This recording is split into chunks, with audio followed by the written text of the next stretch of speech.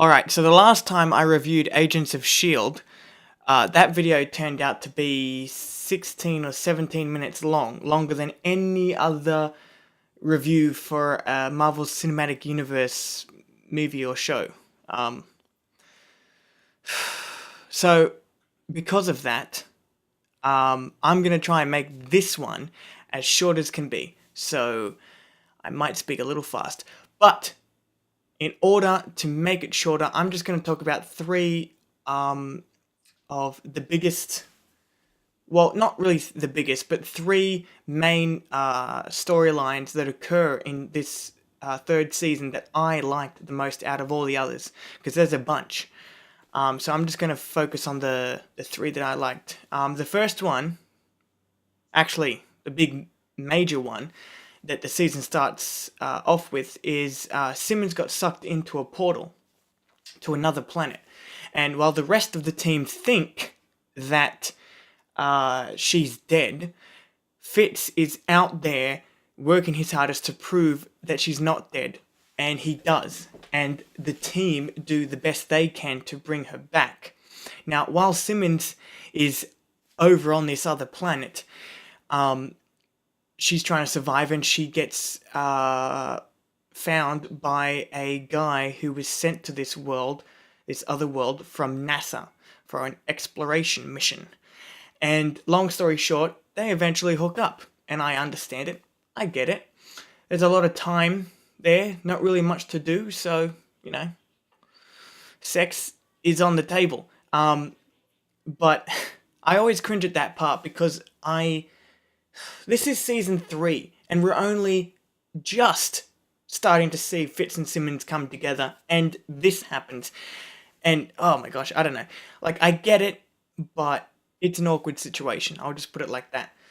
Alright, so storyline number 2 is about a Inhuman called Lash, who is going out and killing a bunch of Inhumans. Now, it doesn't make sense because this monster called Lash is a Inhuman, and yet he's going out to kill other Inhumans. So it doesn't quite make sense.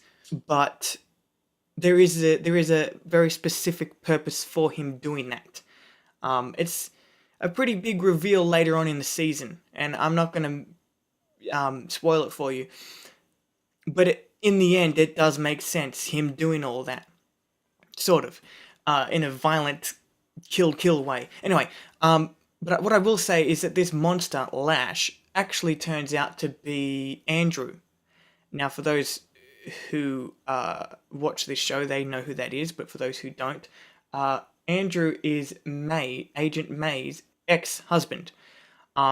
This, of course, has an emotional effect on her, which is completely understandable given the circumstances, but I can't help but think when I watch season 3 or reflect on it, I can't help but think maybe they could have done it better, like with May's sudden outbursts of emotion.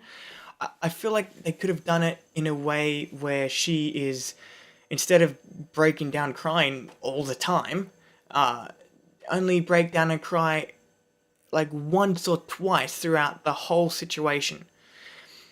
And I say that because she herself has always been the tough character, and in this season,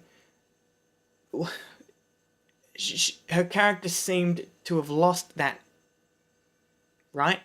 I don't know. I just feel like it would have been more emotionally effective if she had stayed the tough character, and anytime she was confronted with this situation, she would not cry. She would just clam up and be a soldier, basically, like an agent.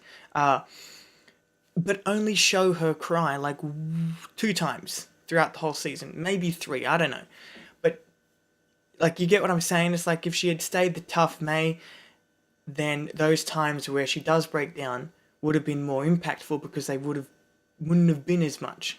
Okay, so the third storyline, this one is good and so satisfying. Okay, so Coulson possibly had one of the darkest storylines in season 3.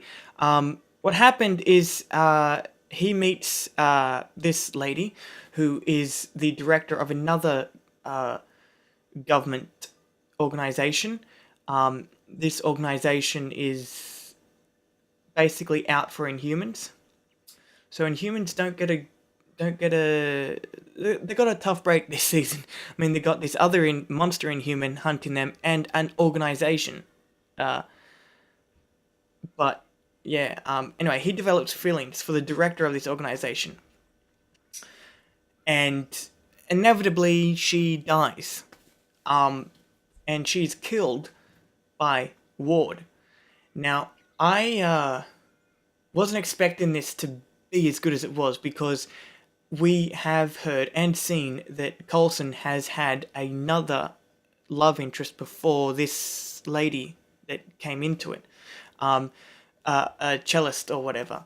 I mean, Tony mentioned her in the Avengers when he was talking to Cap, right? So I didn't expect this new love interest's death to be so impactful, but it is. I mean, these guys actually turned out to be quite cute together, and all the better for it, because when she dies, it is a very harsh reminder, I guess, of everything that Ward has done to this point. So, let's count them down, shall we? 1. He turned out to be Hydra, betraying all of S.H.I.E.L.D. and those closest to him. 2. He slept with May only to gather intel for Hydra.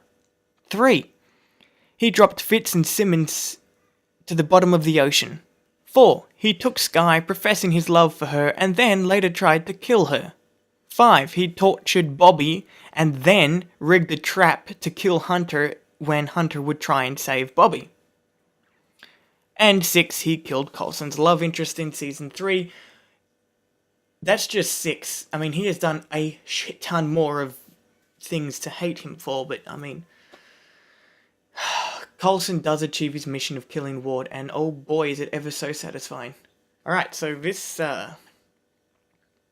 review for Agents of S.H.I.E.L.D. actually turned out to be a lot shorter than the last one, thankfully. But I only have one more thing to say before I wrap this one up. Goodbye, Bobby and Hunter. Yeah, I have to say, that was the saddest scene in possibly the whole show. And the thing is, no one died. No one's dying, no one's in pain, no one's... It's weird. I don't know, I've never cried about someone leaving a show like this before. It's weird. Anyway, that's it for my review for Season 3 of Agents of S.H.I.E.L.D. I'm so glad that this one ended up to be shorter than the last one. Anyway, I will see you in my review for Luke Cage.